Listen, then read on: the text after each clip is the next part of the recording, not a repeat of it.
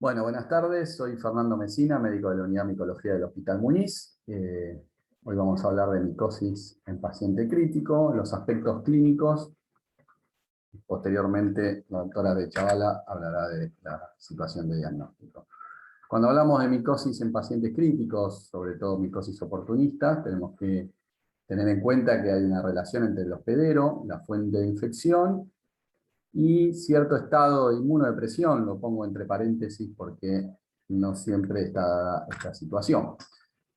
La fuente de infección, sabemos que hay una situación endógena, donde el microorganismo predominante, cuando hablamos de micosis, es Cándida, que forma parte de la microbiota de la piel, y sobre todo del tubo digestivo. Y cuando hablamos de una fuente de infección exógena, bueno, ahí es mucho más amplio la cantidad de micosis que se pueden presentar. Como factores predisponentes, bueno, sobre todo en relación al hospedero, podemos ver que en situaciones donde esté alterada la barrera mucocutánea, sobre todo en el uso de catéteres, esto puede permitir el ingreso, sobre todo de la infección relacionada a cándida. Tratamiento previo con antibióticos, enfermedades oncohematológicas, colagenopatías, trasplante, pacientes HIV, corticoterapia crónica, son todos, digamos, factores que pueden predisponer a este tipo de micosis. No solamente pacientes también con enfermedades malignas, sino hay que tener muy en cuenta los quemados, ¿sí?, la embarazada y los lactantes de bajo peso.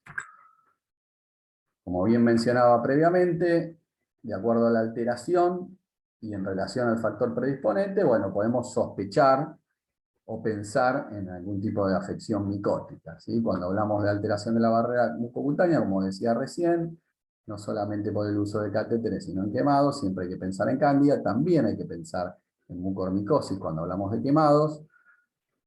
Estas mismas dos patologías se presentan en enfermos con alteraciones metabólicas. Ya cuando hablamos de enfermos oncomatológicos o con alteración de la inmunidad celular, se amplía un poco el espectro de las micosis, ¿sí? Un poco mencionando también lo que es el uso de inmunosupresores o alteración en el número o función de los neutrófilos. Bueno, ahí ya también ampliamos hacia gérmenes como el fusarium, ¿sí?, o lo que son las cigomicosis, y es, la verdad, infinita la cantidad de micosis que podemos llegar a pensar en esta situación.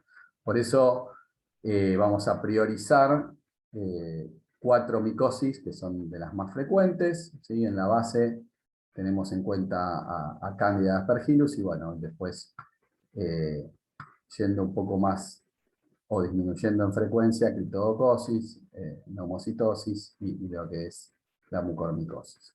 Todo esto, digo, en frecuencia tiene relación sobre todo al tipo de pacientes que uno va a evaluar, ¿no?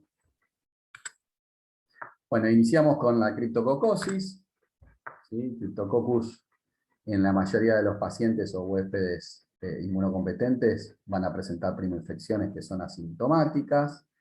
Tener en cuenta que es un microorganismo exógeno, con lo cual no existe el contagio interhumano.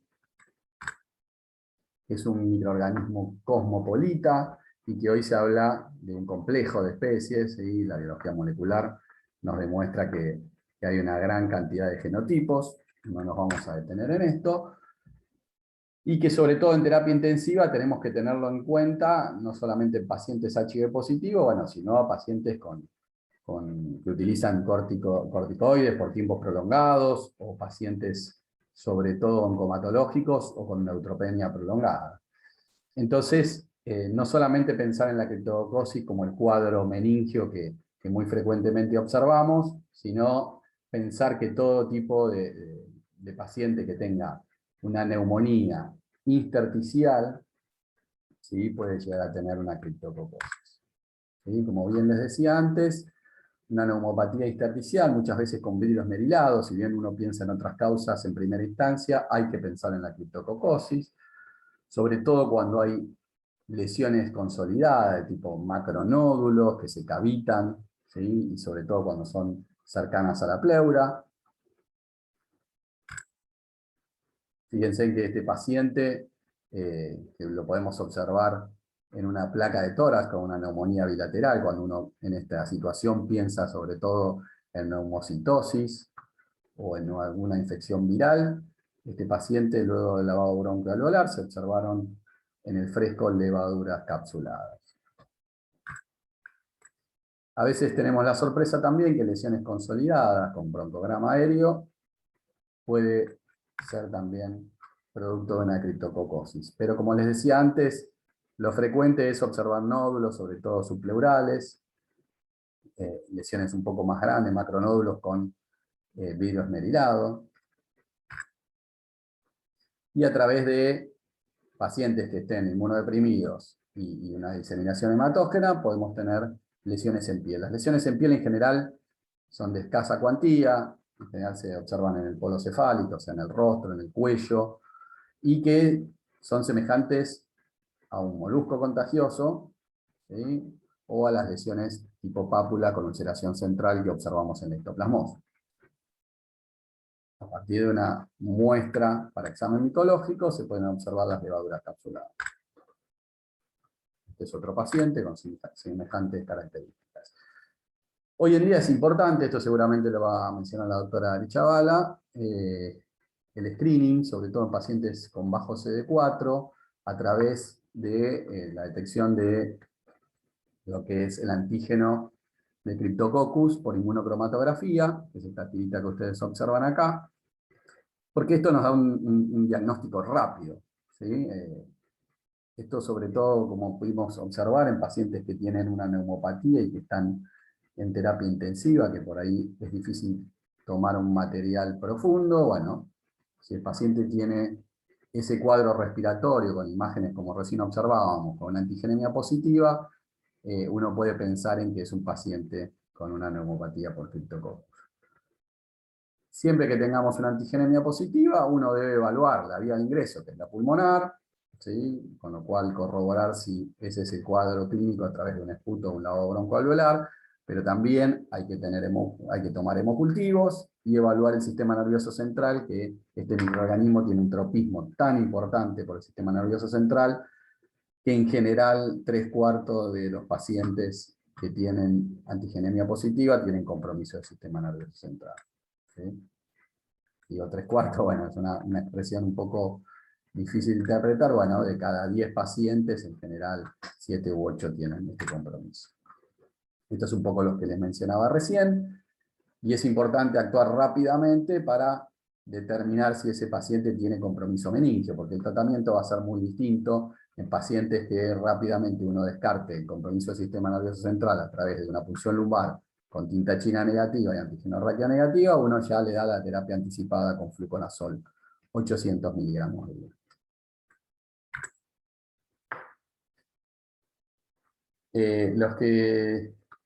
Esta es una evaluación de los casos de nuestro hospital, de 2011 al 2020, 639 casos.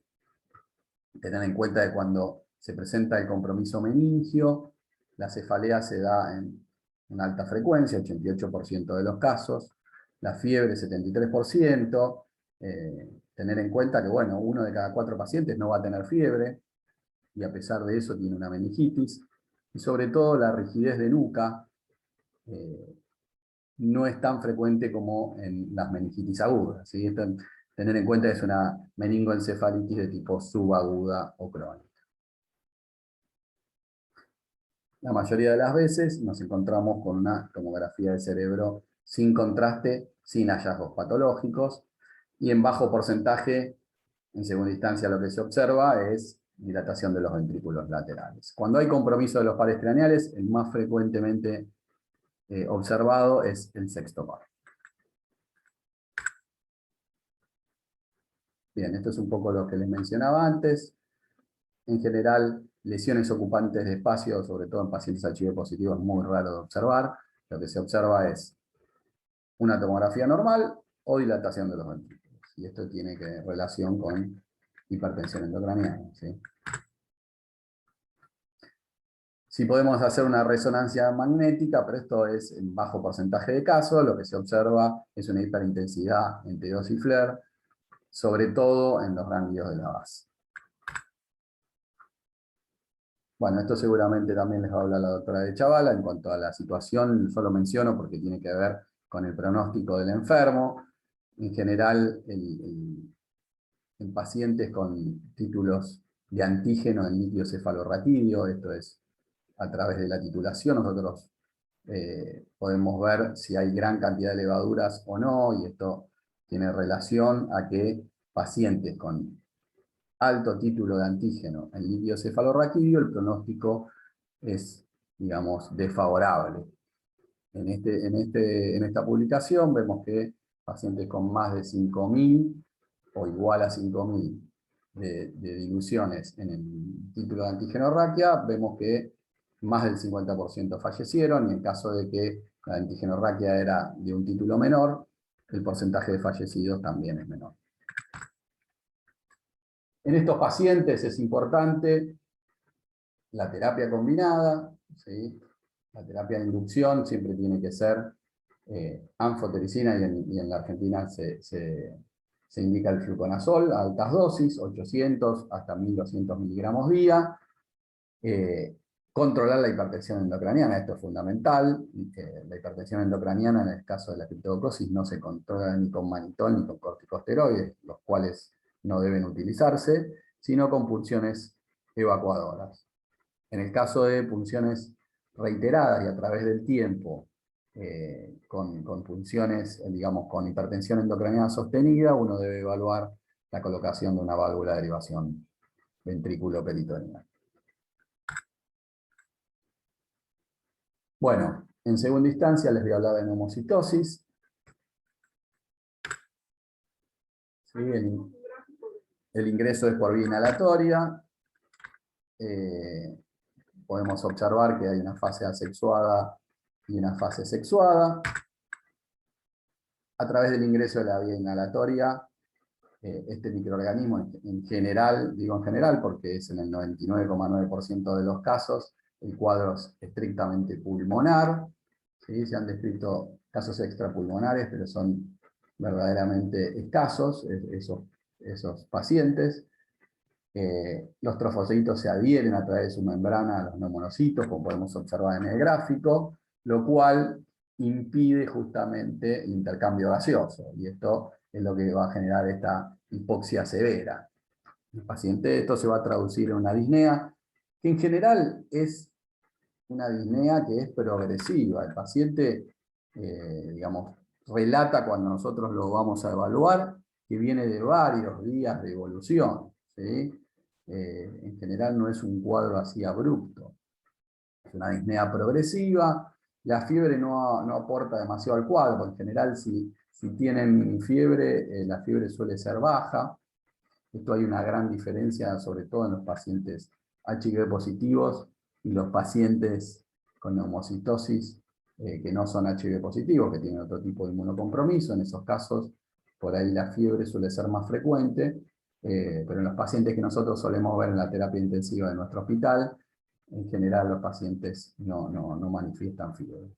Y si viene de unos días de evolución, posteriormente el paciente empieza con tos sin expectoración, una tos seca, dolor torácico, en algunos casos manifiestan sudoración nocturna, pero esto es un poco más irregular de observar, y sobre todo taquicardia.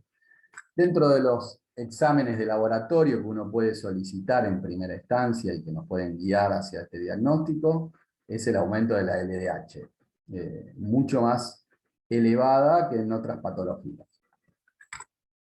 Esto es lo que les mencionaba antes, sobre todo en los no HIV, cuando la temperatura se presenta mucho más elevada. En una placa de tórax es difícil verdaderamente uno decir que estamos frente a una neumocitosis. Sí vemos un aumento de lo que es el parénquima en relación a una esterticiopatía.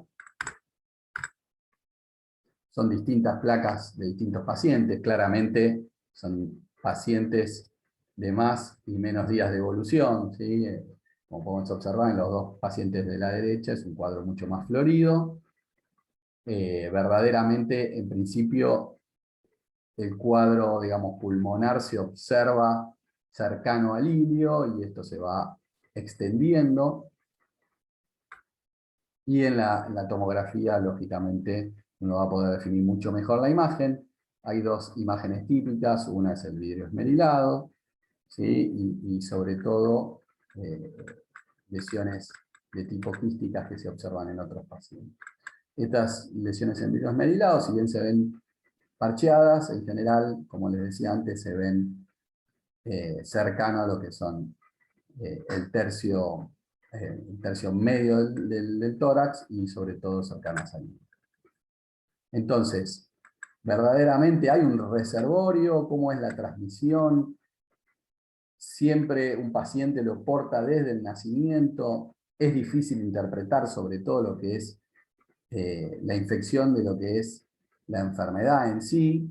Esto todas son interrogantes que hoy en día aún no han sido verdaderamente dilucidados. Así que muchas veces lo que ocurre, que seguramente lo van a ver más adelante, en lo que es el diagnóstico, es importante tener un examen directo con la visualización del elemento infectante, porque en lo que son los exámenes microbiológicos, hoy en día que se utiliza mucho la PCR, uno no puede distinguir muchas veces lo que es infección de enfermedad. Bien, lo que es las muestras clínicas, lógicamente, se pueden evaluar distintas muestras. La mejor calidad de muestra es la biopsia pulmonar y el lavado bronquiolvar. El resto verdaderamente tienen escaso rendimiento. El tratamiento de elección es trimetroprima sulfamethoxazol a dosis de 20 miligramos kilo día de trimetroprima, dividido en 4 dosis, endovenoso y como mínimo durante 21 días. ¿Sí? En el cuadro de los pacientes que son de terapia intensiva, lógicamente va a ser endovenoso, y lógicamente, si están en terapia intensiva, deben recibir corticosteroides, porque los pacientes que tienen, digamos, una situación con demanda, sobre todo de oxígeno, deben recibir corticosteroides a 40 miligramos de deltisona día, ¿sí? Por lo menos durante los 5 primeros días. En relación a la candidiasis, bueno, tener en cuenta, como habíamos observado de inicio, la cándida es un microorganismo habitual, no solamente de la piel, sino del tubo digestivo. Entonces, a partir de pacientes que tienen justamente varios tratamientos antibacterianos, comienza a haber una selección en la microbiota del tubo digestivo, con aumento de la cantidad o reproducción rápida de las levaduras de cándida, lo cual esto permite ocupar los receptores que habitualmente están localizadas las bacterias que son normales en el intestino, ¿sí? A partir de la translocación se produce la diseminación y a través de la vía hemática, bueno, lógicamente el impacto o las lesiones en distintos órganos. Es importante de tener en cuenta, sobre todo en pacientes que tienen tratamiento con antibióticos por tiempos prolongados, con antibióticos de amplio espectro, ¿sí? Son los pacientes en general que habitualmente se observan en terapia intensiva. ¿Cuándo sospechar una candidiasis invasora? Bueno, como bien vimos, cándida en el torrente circulatorio puede generar una diseminación e impacto sobre todo en el endocardio. La meningitis es un poco más rara de observar, pero siempre hay que pensarla. Y las lesiones focales en general se dan en lo que es el hígado, el vaso y el riñón, ¿sí? Siempre sospecharla en pacientes con fiebre de origen desconocido, cuando el paciente no tiene respuesta al tratamiento antibiótico. Los signos y síntomas en general son inespecíficos, así que verdaderamente es difícil que nos ayude a sospechar esta entidad, ¿sí? Pero siempre debemos pensarla, sobre todo en los pacientes que tienen las características que previamente mencionábamos. Sí, hay que tener en cuenta no solamente a cándida, sino otras especies fúngicas. cuando tenemos lesiones en piel, ¿sí? De tipo equimosis, ¿sí? O de impactos sépticos. También hay que tenerla en cuenta cuando tenemos una corioretinitis con exudados blanquecinos, ¿sí? Como bien dijimos, siempre en pacientes con fungemias, digamos, no solamente en la primera fungemia, sino pacientes que a partir de un tratamiento antifúngico persisten con un hemocultivo positivo. Siempre hay que hacer un ecocardiograma, ¿sí? Para visualizar si esa cándida tiene, digamos, impacto en lo que son las válvulas cardíacas. Bien. Entonces, como dijimos, y en relación a lo que es los órganos que justamente pueden estar afectados, tenemos que tener ante la sospecha o ante el aislamiento de esta levadura en hemocultivos, una ecografía renal, un fondo de ojo, esto es obligatorio, sobre todo por el tipo de tratamiento que nosotros le vamos a instaurar al paciente. En el caso de tener justamente un segundo aislamiento, es de buena práctica hacerlo en primera instancia, pero estamos obligados a solicitarlos cuando el paciente tiene un aislamiento en hemocultivos y posterior al tratamiento seguimos aislando la levadura en el hemocultivo, hacer un ecocardiograma, la ecografía abdominal completa con hígado y vaso, y siempre evaluar y tener presente que es importante el retiro del catéter, ¿sí?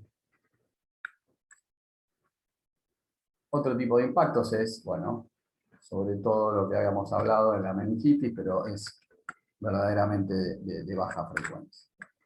Para lo que es los distintos scores clínicos que existen, y para tener en cuenta, para instaurar un tratamiento, a pesar de no tener el aislamiento del hemocultivo, tener en cuenta que el aislamiento del hemocultivo para cándida, si bien es el único arma verdaderamente que uno puede demostrar esta patología, tiene un rendimiento del 50%, con lo cual debemos tomar más de una muestra. Se utilizan varios scores, sobre todo para tratar de adelantarse a esta situación. Bueno, hay distintos, hay scores de colonización, de peritonitis, de riesgo de cándida, de candidemia, perdón. La realidad es que todos estos tipos de scores pueden ser muy, digamos, pueden ser muy útiles cuando el paciente está en una situación de gravedad, pero todos estos, en definitiva, lo que tienen es un valor predictivo positivo muy bajo, ¿sí? Pero sí es importante mencionar que tiene un valor predictivo negativo alto. ¿Qué quiere decir? Que, bueno, evidentemente, si nosotros hacemos los distintos hisopados, ¿sí? Sobre todo de vigilancia y para ver si tenemos, digamos, aislamiento de cándida en los distintos lugares, nosotros podemos decir que si esos hisopados son negativos, bueno, vamos a tener un valor predictivo negativo alto. Es probable que no tenga una cantidad. Es muy discutido el aislamiento en orina de las levaduras de cándida, porque bueno, pueden generarse por arrastre, como bien dijimos, de la piel.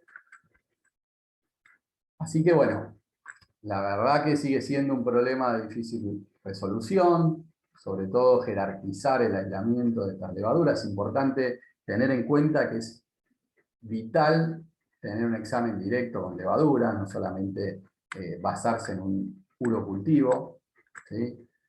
En una evaluación de hace unos años, data del año 2016, de la red de micología, se pudo llegar a la conclusión de que, bueno, la verdad que el recuento de colonias en un urocultivo no hace a la situación, o sea, no podemos valorar la infección a través del recuento de colonias.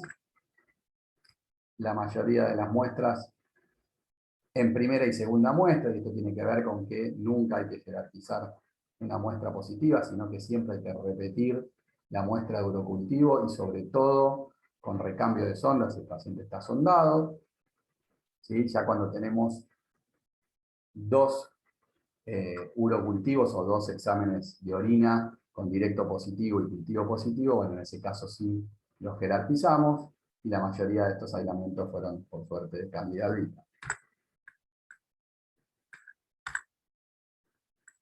Factores que pueden influir, bueno, catéteres urinarios, como dijimos, el tratamiento antibiótico por tiempo prolongado y de amplio espectro, ¿sí? Los procedimientos urológicos, sobre todo pacientes diabéticos o con anormalidades urológicas. ¿Cuál es el tratamiento de las candidemias? Bueno, en primera instancia siempre la droga de elección, y sobre todo en pacientes en terapia intensiva, son las equinocandinas. Una vez que tenemos el aislamiento y podemos hacer las pruebas de sensibilidad, bueno, ahí se puede readaptar el esquema terapéutico. El tratamiento va a ser como mínimo de 14 días cuando sospechamos o tenemos la conclusión de una fungemia, siempre con hemocultivos controles negativos, ¿sí? Si no, el tratamiento es más prolongado. Siempre hay que tener en cuenta el sitio de infección, porque bueno, hay determinadas drogas que no logran concentrar en los lugares donde uno quiere que la droga verdaderamente llegue a ser efectiva. Entonces, las equinocandinas, ¿sí?, no concentran bien ni en el sistema nervioso central. Tener en cuenta que tenemos no solamente la situación de una meningitis por cándida, sino también los focos oculares. Las equinocandinas no tienen buena acción, y la vía urinaria, ¿sí? Así que, bueno, esto es una dificultad, sobre todo en pacientes que tienen aislamiento de cándidas resistentes al fluconazol. Bien, en cuanto a la aspergilosis, es una micosis de infección por vía exógena. Para interpretar el cuadro clínico, bueno, cuando hablamos de aspergilosis, siempre hay que categorizar al huésped. Cuando tenemos un huésped normal y tenemos el aislamiento de un aspergillus, bueno, evidentemente puede ser un contaminante. Entonces es importante valorar el tipo de enfermo que estamos hablando. En el caso digamos, en relación a lo que son las infecciones en terapia intensiva, lógicamente vamos a hablar de aspergilosis inmunodeprimido o la aspergilosis invasora. Bueno, existen distintos consensos, sobre todo para jerarquizar el aislamiento o las muestras de pacientes con cuadros respiratorios o de sinusopatías. Y cuando hablamos de aspergilosis invasora, tenemos que tener en cuenta que hay que categorizar a lo que son las aspergilosis, por ejemplo, probadas, que son las que verdaderamente uno puede decir que es una aspergilosis, y en ese caso el material que uno debe obtener tiene que ser de un tejido, ¿sí? Y el cultivo debe ser de un material justamente estéril. Esto verdaderamente es probable de obtener en pacientes en terapia intensiva, porque lógicamente tenemos varias situaciones que hacen que no podamos tener este tipo de material. Entonces, este tipo de aspergilosis verdaderamente son las probadas, las que son de materiales que provienen de un sitio estéril, ¿sí? No solamente para examen directo, sino para el cultivo es lo mismo. El hemocultivo, verdaderamente, para lo que es la aspergilosis, no tiene rendimiento, es extremadamente infrecuente tener el aislamiento de un hemocultivo, sería muy, muy raro, la serología no aplica, y lo que son las pruebas justamente moleculares, que es la PCR, debe ser de un material, como dijimos, de biopsia de sitio estéril, y sobre todo sí se puede utilizar, bueno, un material que proviene de patología, del taco de parafina, pero bueno, lógicamente ese material va a ser también de sitio estéril. Entonces, para cuando hablamos de infección fúngica invasora o aspergilosis probada, es como pueden observar en el cuadro, tenemos observación de elementos fúngicos o cultivos, pero de sitios estériles. Cuando hablamos de infección fúngica invasora probable, ¿sí?, ya tenemos que relacionar tres situaciones: los factores del huésped, el criterio clínico y el criterio micológico. Cuando hablamos de los factores del huésped, bueno, ahí influyen los factores sobre todo del huésped en cuanto a su situación inmunológica, ¿sí? Observen que en el cuadro nos menciona pacientes con historia de neutropenia, ¿sí? Con una neutropenia prolongada, una neutropenia de más de 10 días, pacientes oncomatológicos, pacientes receptores de trasplantes de médula ósea, trasplantes de órgano sólido, y tener en cuenta también pacientes con el uso prolongado de corticosteroides. Uso prolongado es a dosis alta, más de 3 semanas, ¿sí? También, bueno, hoy en día hay otro tipo de huéspedes que uno tiene que tener en cuenta, ¿sí? Que son los pacientes que utilizan ciertos inmunomoduladores. En cuanto a los criterios clínicos, acá sobre todo se hace hincapié en el criterio imagenológico, ¿sí? Para esto es importante tener en cuenta que tenemos que contar con una tomografía, ¿sí? Es difícil visualizar este tipo de lesiones en una placa de tórax. Entonces, las lesiones que en general se vinculan a esta patología son nódulos, sobre todo nódulos como el que observamos aquí marcado con la flecha, ¿sí? Una lesión tipo micro o macronódulo, en general con un vidrio esmerilado alrededor, que es el signo del halo, ¿sí? También podemos tener el signo del aire creciente, ¿sí? Esto es con lesiones de tipo nodulares cavitadas. Esto también se observa no solamente en el pulmón, sino que también podemos observar, esto obviamente no en una imagen, sino en una endoscopía, podemos observar ulceraciones o nódulos o pseudomembranas o placas a través del broncoscopio, ¿sí? Y en los senos paranasales, también lesiones, digamos, que se observen localizadas en la mucosa, ¿sí? O bueno, en ese caso también uno puede tener la sospecha ante una imagen, sobre todo de resonancia o de tomografía. La imagen focalizada en el sistema nervioso central, bueno, es un poco más rara de observar. La evidencia micológica, bueno, es también no solamente un examen micológico a través de un esputo umbal o un aspirado, sino uno tiene que tener en cuenta lo que son la detección de antígenos de galactomanano, ¿sí? Hoy en día, el antígeno de galactomanano es otro criterio de evidencia micológica. En suero tiene que ser mayor a 1 o igual a 1, en BAL lo mismo, ¿sí? En suero antiguamente se utilizaba, esto se ha modificado, se utilizaba en 2 determinaciones, ¿sí? Separadas entre 24 y 48 horas, teníamos que tener una curva ascendente, con un suero que ambas muestras debían ser mayor a 0,5. Hoy en día con una sola muestra mayor a 1 ya es suficiente, ¿sí? También tenemos a la sospecha en cuanto a las lesiones cutáneas, ¿sí? Son mucho menos frecuentes, pero sobre todo lesiones cutáneas que uno observe una necrosis central con eritema perilesional, sobre todo en pacientes trasplantados de médula o inmunodeprimidos graves.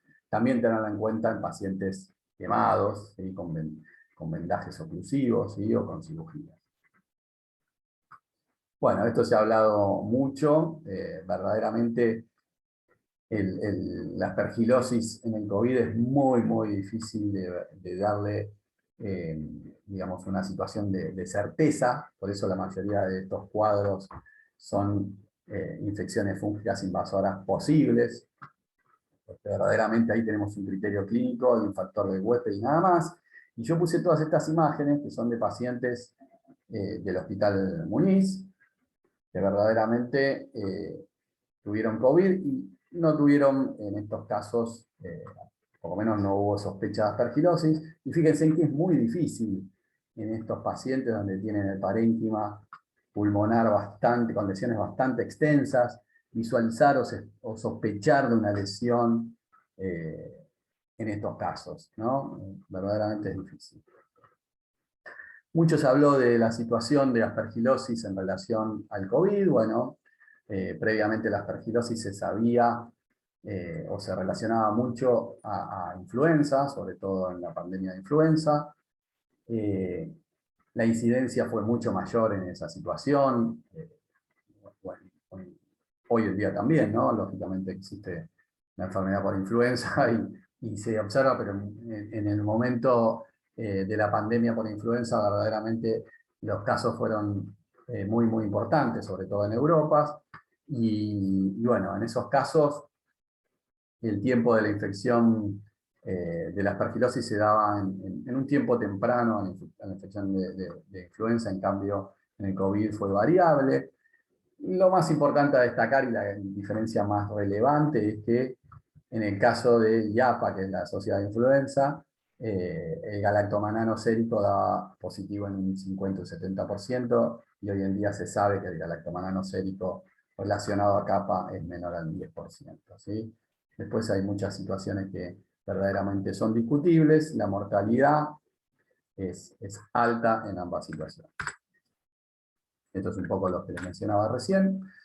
Y bueno, teniendo en cuenta la aspergilosis relacionada a COVID, bueno, para hablar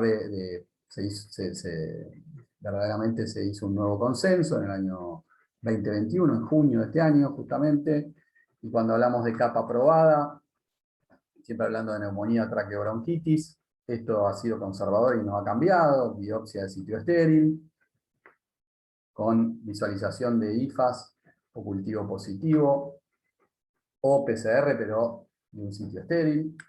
Esto es semejante a otras patologías. Cuando hablamos de capa probable, ¿sí? Como bien dijimos antes, teníamos que tener lo que es el criterio o la evidencia del huésped, que en este caso simplemente han sacado los factores relacionados a lo que son los antecedentes. Tenemos en cuenta solo la visualización de una imagen, un infiltrado pulmonar, o cavidad no atribuible a otra causa.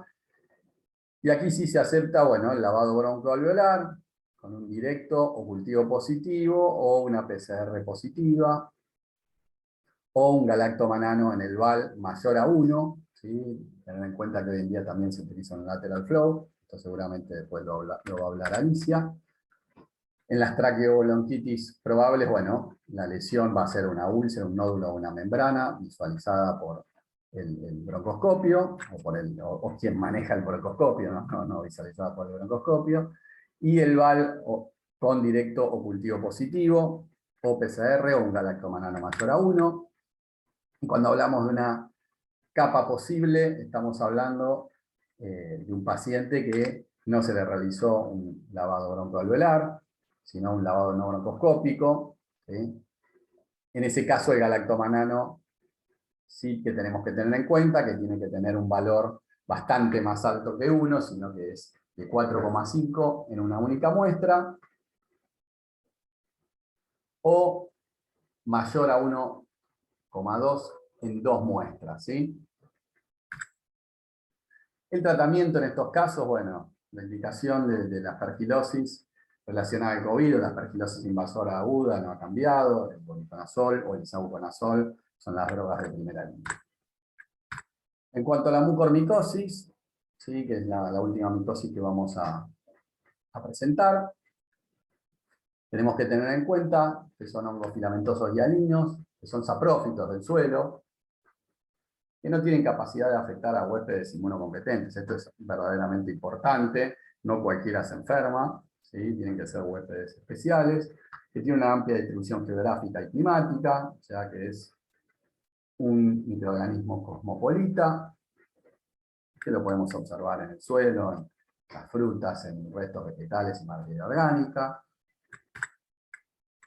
y que lo vamos a clasificar clínicamente de acuerdo al sitio de afección. Por lejos, la forma clínica más frecuente es la rizolinoso cerebral, pero también tenemos que tener en cuenta que podemos tener mucormicosis pulmonar, mucormicosis digestiva y mucormicosis cutánea. Este año tuvimos una alerta epidemiológica de mucormicosis asociada a COVID. Bueno, todo ello tuvo mucha relación no solo al COVID, sino al uso de corticosteroides y sobre todo en pacientes diabéticos descompensados. Y esta patología que se observa frecuentemente en terapia intensiva, bueno, está muy ligada a pacientes no solamente oncomatológicos, pacientes trasplantados, sino también a pacientes con diabetes descompensada, o sea, pacientes en cetoacidosis diabética. ¿Sí? Esa es el principal factor predisponente para esta patología. ¿Sí? Bueno, justamente como el COVID-19 lo que ocasionó es un alto número de pacientes en terapia intensiva con corticosteroides, y muchos de ellos son diabéticos porque es un factor de riesgo para COVID grave. Bueno, se dio esta conjunción de situaciones para que se observen casos justamente de esta enfermedad. La mayoría de los casos se observaron en la India, donde verdaderamente la diabetes es una enfermedad grave, y verdaderamente es una enfermedad de alta prevalencia en ese país. Como pueden observar, esta publicación asusta el número, ¿sí? Son muchos casos, 2.825 casos de mucormicosis y COVID. Bueno, el 78% tenía diabetes, ¿sí? Y esto no ha cambiado de la situación general. La mayoría de ellos presentaron una mucormicosis rinosinusorbitaria. Lo que tiene que ver con la sintomatología de estos enfermos, bueno, es el dolor facial, es el síntoma más frecuente, el edema facial, la pérdida de la visión, la ptosis palpebral, ¿sí? Esos son los más frecuentes. Bueno, lógicamente también dolor de cabeza. Esto tiene que ver de acuerdo a la invasión o al tiempo de diagnóstico de esta enfermedad, ¿sí? Ptosis palpebral, edema periorbitario, quemosis, son de los más frecuentes y donde uno siempre tiene que pensar en esta patología. Como les decía antes, bueno, lo que es las imágenes, uno puede aumentar la sospecha cuando vemos que del lado contralateral, donde uno sospecha la enfermedad, tenemos el seno ocupado. Verdaderamente, cuando esta es la situación, es muy probable que esta mucormicosis esté invadiendo el piso de la órbita. Lesiones, y sobre todo por esto se lo ha llamado o mal llamado hongo negro, porque son lesiones que cuando están avanzadas son lesiones necrotizantes, y por eso torna el hongo ese color. Se torna la piel ese color, perdón. El hongo es un hongo hialino que no tiene nada que ver con los hongos negros. La resonancia magnética puede ayudar a la sospecha, pero sobre todo la visualización por endoscopía de lesiones necróticas de la mucosa hacia el diagnóstico, y donde uno debe tomar la muestra a través de una biopsia, ¿sí? Verdaderamente, cuando ya del seno paranasal progresa hacia el paladar, es un cuadro avanzado. Uno debe tener el diagnóstico o la sospecha diagnóstica previa, pero bueno, tener en cuenta también este tipo de lesiones. Y tener en cuenta sobre todo la mucormicosis, que es de altísima gravedad, pulmonar. Y este trabajo muestra una gran diferencia en cuanto a las imágenes, ¿no? Lógicamente esto después uno tiene que corroborar el diagnóstico a través de los exámenes micológicos. Pero cuando tenemos una infección relacionada a una invasión pulmonar por Aspergillus, en general se suele ver el nódulo en primera instancia, con el signo del halo o sin él, y posteriormente el signo del creciente, ¿sí? Que es esa semiluna o el nódulo con el aire en el centro, ¿sí? En general, con la mucormicosis se suele observar en primera instancia el nódulo, ¿sí? Pero se suele observar el signo del halo reverso. En vez de tener todo lo que es el virus esmerilado alrededor del nódulo, como pasa en la aspergilosis, en este caso se suele observar dentro del nódulo, ¿sí? Y lo mismo también en las semanas subsiguientes suele existir mayor derrame pleural que en lo que es la aspergilosis, ¿sí? Estas son dos imágenes importantes de visualizar, ¿sí? En general en la mucormicosis se observa mayor derrame pleural, y esto que les decía que es el signo del halo reverso. Bien, esto es otra imagen con el signo del halo reverso, una lesión muy extensa, estos son verdaderamente de extrema gravedad.